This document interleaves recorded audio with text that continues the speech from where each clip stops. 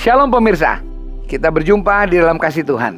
Kita percaya setiap hari diberikan oleh Tuhan, dijadikan Tuhan sebagai free gift, sebagai hadiah cuma-cuma buat kita. Tapi kita perlu melakukannya.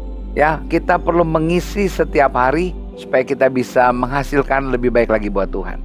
Kita bekerja dalam aktivitas, ada yang mungkin bekerja di rumah tangga, ada yang sekolah di kampus, ada yang di dalam pelayanan.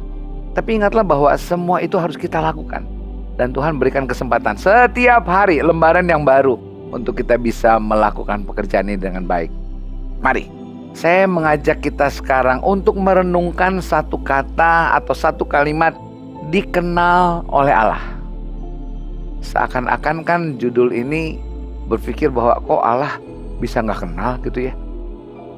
Justru Allah yang Maha Kuasa itu kan seharusnya dia begitu mengenal kita. Nah, mari, ada ayat yang mengatakan demikian dalam 1 Korintus 8 ayat yang ketiga. Tetapi orang yang mengasihi Allah, ia dikenal oleh Allah. Oh, ini rupanya yang mengasihi Allah, yang punya ada hubungan cinta dengan Tuhan, dengan Allah, dia dikenal. Jadi prinsipnya begini, komunikasi hubungan itu harus dibangun dengan proses. Ada proses waktu demi waktu supaya kita bisa mengenal seseorang.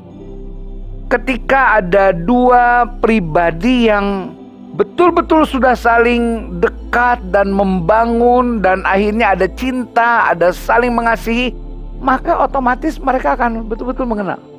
Dan kalau orang sudah mulai mengenal, dia belajar untuk memahami. Belajar untuk memahami satu dengan yang lain. Dan kalau dia sudah belajar memahami, dia akan juga belajar untuk meresponi dan menjaga hubungan itu dengan mempelajari, dengan tahu, oh orang yang saya hadapi ini, orang yang menjadi sahabat saya ini seperti ini. Saya kalau mau berkomunikasi dengan dia harus dengan cara seperti ini. Nah, saudara tahu bahwa ketika kita punya hubungan, ya, kata dikenal oleh Allah itu sangat berhubungan kepada sesuatu yang bersifat intimacy. Ingat ada satu ayat dikatakan demikian, berharga orang yang mati di dalam Tuhan.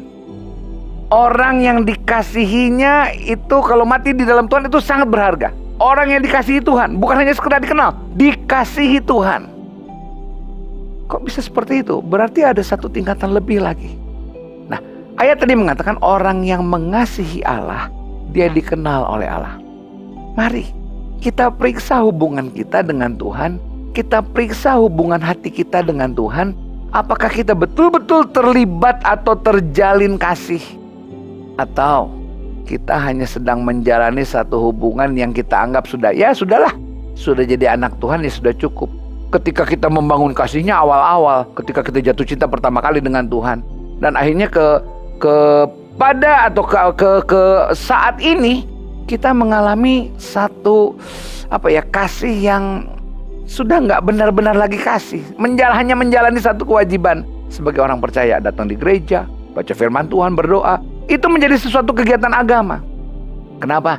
Karena engkau sudah kehilangan sense of beloving, rasa untuk mengasihi dia, rasa untuk mengasihi Tuhan. Mari kita bangun hubungan kita dengan Tuhan, bangun intimasi kita dengan Tuhan, supaya semua ini bisa terjalin kasih. Kita mengenal Tuhan, Allah mengenal kita sudah pasti. Bukan hanya itu, kita juga mengenal diri kita, dan kita bisa melihat Allah melalui bagaimana kita mengenal diri kita. Ya, mari sama-sama kita bangun hidup ini supaya kita dikenal oleh Allah. Tuhan memberkati kita sekalian. Shalom.